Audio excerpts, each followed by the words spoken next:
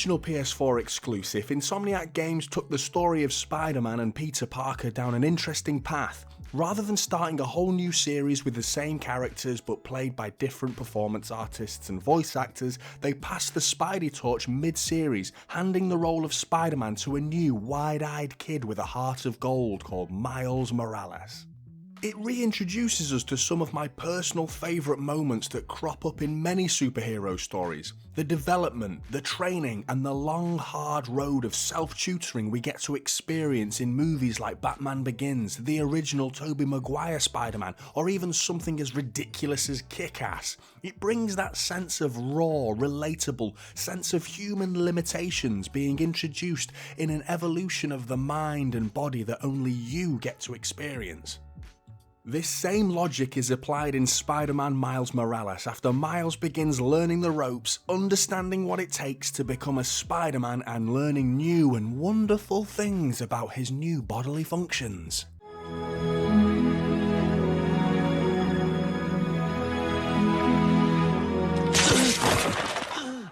It really makes me feel like Spider-Man.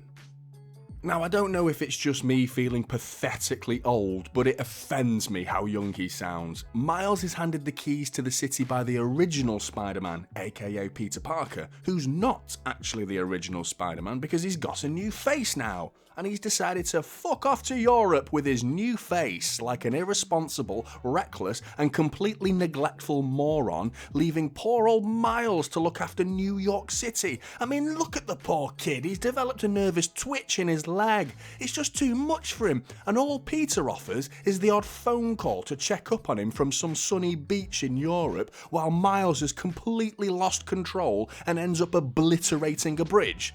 Still though, it really made me feel like Spider-Man. The first thing that stood out was the new genre of music Insomniac Games have opted for, a really nice hip-hop soundtrack that sounds amazing. It's a constant theme throughout, and it got me wondering why Insomniac didn't go for this style with Peter Parker. They could have gone for a different look with Peter, and gone for something more...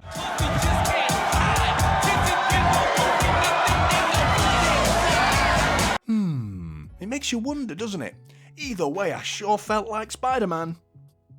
As for the gameplay, those who've played the original shouldn't expect too many differences. We've got a few new gadgets and a new skill moveset called Venom, which is absolutely awesome and sounds even better. Spidey has some new camo tech to ramp up the stealth elements. The map of New York is exactly the same as expected, except it's stunningly covered in snow now. Even though this is a new Spider-Man, Spider-Man himself is still a lying, two-faced, cold-blooded murderer who pretends he is this kind-hearted, non-lethal enemy neutralizer, whereas in reality he doesn't blink twice in straight-up murdering his victims by catapulting them off the rooftop of a skyscraper, leaving them plummeting to 100% guaranteed death.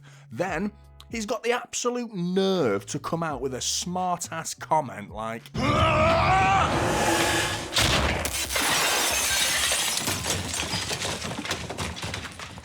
cool off. But man, I really felt like Spider-Man. Alongside Spider-Man, Miles Morales really utilising the PS5's new card system, allowing players to jump in and out of achievements at the drop of a hat. The PS5 version also offers 3 visual modes in performance mode, which is a locked 60 FPS with enhanced lighting and ray tracing turned off. The fidelity mode, which is locked at 30 FPS with these graphical features turned on, and mixed mode, which you'd think was the best of both worlds but really felt more like the worst of both worlds. I stuck with performance, and I think fidelity mode is really there for any players keen to take some cool pictures around the city, but each to their own. As amazing as the lighting and reflective world of ray tracing looked, the trade-off was just too much for me. I felt a little guilty having heard the amount of work that went into locking the game at 30 FPS while including these hugely impressive features. I felt like once I tried it and switched back to 60 FPS, the game was ready to shout at me like, "Did I stutter?" I don't know, but whichever mode you pick, you'll truly feel like Spider-Man. Insomniac do a great job in writing in a movie standard of writing and storytelling, albeit a little bit cheesy. Sitting down with the Morales family early in the game, highlighting the intertwining plots of the various characters in the game, it's done really well. I'm at the dinner table getting stuck into my Christmas dinner, witnessing this really heartwarming moment, you know, and I'm not sure how to describe it really. I don't know, I suppose it really made me feel like Miles Morales. And he's Spider-Man! One thing that always bothered me about the original Spider-Man in this series, and this is me being a little bit greedy, I wanted a bit more gameplay involvement and interaction at ground level. The amount of incredible detail at street level just goes hugely underappreciated because I spend 99% of the time in the air, which is fun, but I'd love more than just high fives and stopping the odd robbery. Insomniac have added some more ground level immersion, and this is brought into play through a new phone app where Miles receives requests from bothersome civilians with all of their annoying little problems, and Spider-Man must find them in the city to hear all about their problems, like, I've lost my cat. Of course it's Spidey's responsibility to help, but personally, and if it was me, I think a true hero would just show some tough love, like, come on, Jesus! Just grow some fucking balls!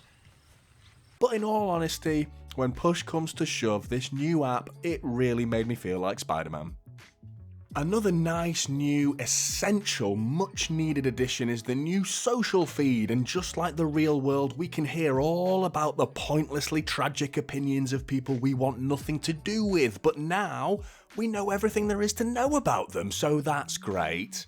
It's not just great either, you know, it really made me feel like fucking Spider-Man. In all honesty, I've been taking the piss throughout this a little bit too much, but this is such an incredibly good addition to this series. So much of what was to love about the original game is here in spades, with some finer tweaks being made, some nice new additions to the graphical options if you're lucky enough to play on PS5, as well as some swanky new combat moves, a few new gadgets, and a lovable story to follow on from Peter's story.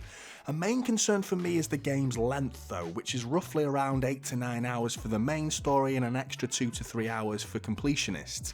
A little on the short side considering the first Spider-Man in this series was almost double that. You can purchase the Ultimate Edition, which includes a remastered version of the original PS4 Spider-Man with all new graphical options on top of a new lick of paint, and if you're buying on disc, this can be scooped up for less than £55 here in the UK anyway. Sadly it's £70 on the PS Store, which is a little steep, unless of course you've never played either of the games, in which case you'd be in for a treat. Thanks very much for watching, peeps. If you've enjoyed the video, then shoot your sticky white stuff all over that subscribe button, and we'll see you in the next one. Peace out.